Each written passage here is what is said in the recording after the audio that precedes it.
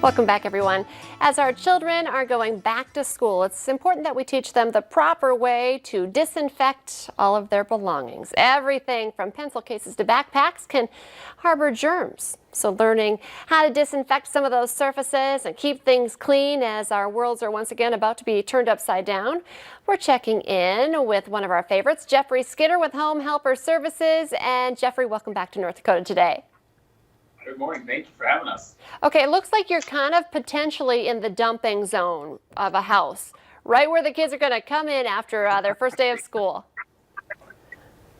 Exactly. Yeah. So like the mud room. So the first day after school, school's back in session. What you really want to do is dedicate a space, probably the mud room or the garage, if you have a heated garage, for a space for them to dump all of their stuff, their backpacks, their pencils, everything, kind of containing it into one space to where you can disinfect it properly. A lot of people forget to take their shoes off, even when they go into a house, just to even save the carpet, but just to keep the germs out of the house. Dump the shoes. What we have here is like a boot dryer thing that we added river rocks to. The kids can take their shoes off, put it on there, spray the shoes down, and just let them drip dry right there so it doesn't make a mess in the house. Okay, that's a great tip. That might even be kind of fun for the kids to help make as well. I love that. Exactly, yeah. Okay, so what's the next thing that we need to know as the kids come in? So the kids come in. So also when they come in, what you probably want to do is maybe switch out their backpacks. Have at least 2-3 backpacks for the week if you can. It's probably a good idea. These things probably see everything from the floor to a desk to the bathrooms at schools. Wash them. Definitely wash them in hot water. You can even spray them down with disinfectant, which I think would be really helpful to do every single day. Another thing that your kids are going to need is a bunch of supplies for themselves to protect themselves going back to school. So instead of packing these huge bulky things in kids' little backpacks, you can go to the store, in the travel section of each store. They have the travel section where everything's minimalized. You can grab stuff like that, like these tiny little spray bottles for hand sanitizer, these tiny, now kid-friendly bacteria wipes that they would love, and definitely masks. So you want to switch out masks as much as possible. We did find at the stores masks that are designed for each day of the week.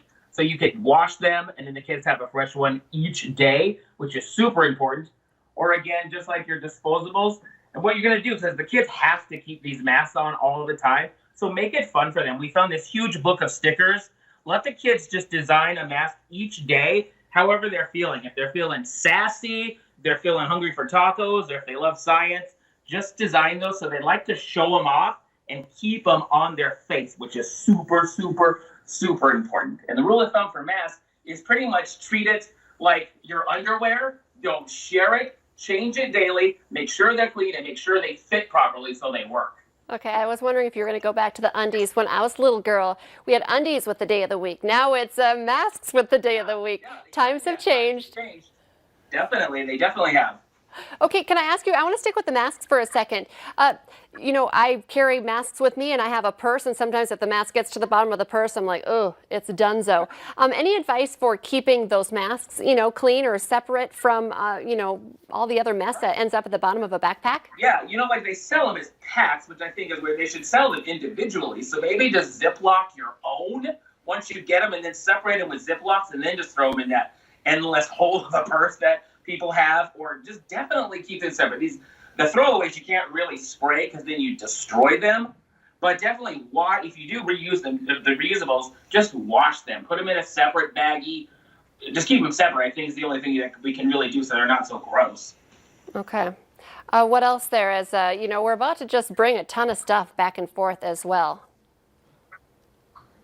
What was that? I didn't hear you. I was going to say, anything else as kids are going to start bringing just a ton of stuff? I feel like it's always like a ton of papers, a ton of, their backpacks come back way more full than they leave. Exactly. Yeah. Again, just make a dump station. What we really have here is we created the space. We don't have kids, but you could at home or whoever has kids, just create the space. A laundry basket in the laundry room, bring it upstairs, put it in the mudroom outside. The kids can even swap their clothes out when they get home. If you're super sensitive to that, swap it out, take it straight to the laundry room so it doesn't make a trip around the house. That's another tip. Always have your disinfectants available. But these Lysol wipes are great at the entry of each house, in each bedroom, in each bathroom. And it's just a weird thing that we're gonna have to do for quite a while to keep ahead of this virus. Okay. We're going to take a quick break, and then when we come back, we're going to talk to Jeffrey a little bit more about maybe hiring for some help as well.